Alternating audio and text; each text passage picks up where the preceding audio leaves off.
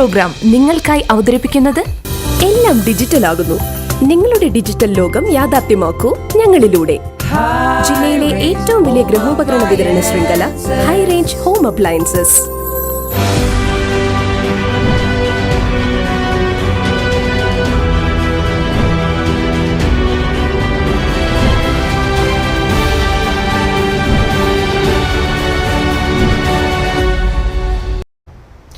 വേനൽ ചൂട് കടുത്തതിനൊപ്പം തമിഴ്നാട് ജലം കൊണ്ടുപോകുന്നത് വർദ്ധിപ്പിച്ചതോടെ തേക്കടി തടാകം വറ്റിത്തുടങ്ങി. മുല്ലപ്പെരിയാർ അണക്കെട്ടിൽ നിന്നും സെക്കൻഡിൽ 310 ഘനയടി ജലമാണ് ഇപ്പോൾ തമിഴ്നാട് കൊണ്ടുപോകുന്നത്. തേക്കടി തടാകത്തിലെ ജലനിരപ്പ് കുറയുന്നത് ടൂറിസം മേഖലയെയും ആശങ്കപ്പെടുത്തുന്നുണ്ട്.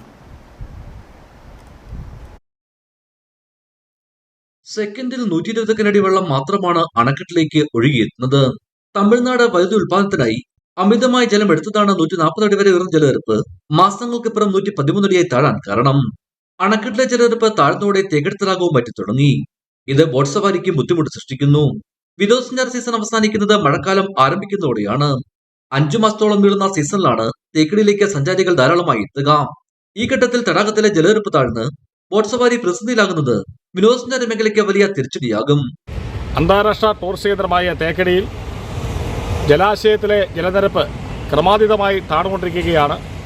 തേക്കടിയിൽ നിന്നും ക്രമാതീതമായി വെള്ളം കൊണ്ടുപോകുന്ന തമിഴ്നാടിൻ്റെ നീക്കം തടയുവാനും അടിയന്തരമായ നടപടികൾ ഉണ്ടാകണം. തേക്കടി എന്ന് പറയുന്നത് കുമളിയിലെ പ്രദേശവാസികളായ ആയിരക്കണക്കിന് ആളുകളുടെ ഉപജീവന മാർഗമാണ്. തേക്കടിയിൽ വന്നു പോകുന്ന ടൂറിസ്റ്റുകൾക്ക് ബോട്ടിംഗാണ് പ്രധാനപ്പെട്ട ഒരു ആകർഷണം. അത് ഇല്ലാതായാൽ തേക്കടിയിലെ ടൂറിസത്തിന് പ്രതിസന്ധി വലുതായിരിക്കും എന്നുള്ള യാതൊരു സംശയവുമില്ല. തേക്കടിയിലെ വിനോദസഞ്ചാരത്തെ ബാധിക്കാത്ത വിധം ജലം കൊണ്ടുപോകുന്നതിൽ നിയന്ത്രണം ഏർപ്പെടുത്താൻ കേരളത്തിന് സംവിധാനങ്ങളില്ലാത്തതാണ് തേക്കടിക്ക് തിരിച്ചടിയാകുന്നത്. ഇത് ടൂറിസത്തെ ആശ്രയിച്ചു കഴിയുന്ന ഏവരെയും ബാധിക്കും.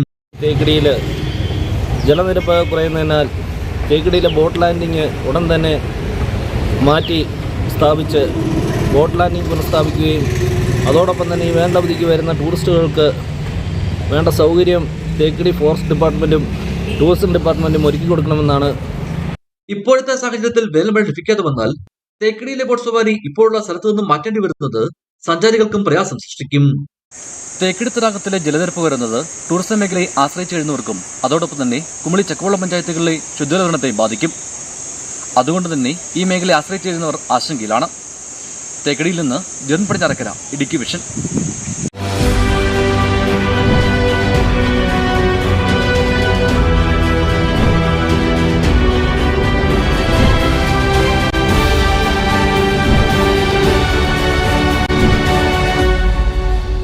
പ്രോഗ്രാം നിങ്ങൾക്കായി അവതരിപ്പിച്ചത് എല്ലാം ഡിജിറ്റൽ ആകുന്നു. നിങ്ങളുടെ ഡിജിറ്റൽ ലോകം യാഥാർത്ഥ്യമാക്കൂ ഞങ്ങളിലൂടെ. ജില്ലയിലെ ഏറ്റവും വലിയ ഗൃഹോപകരണ വിതരണ ശൃംഖല ഹൈ റേഞ്ച് ഹോം അപ്ലയൻസസ്.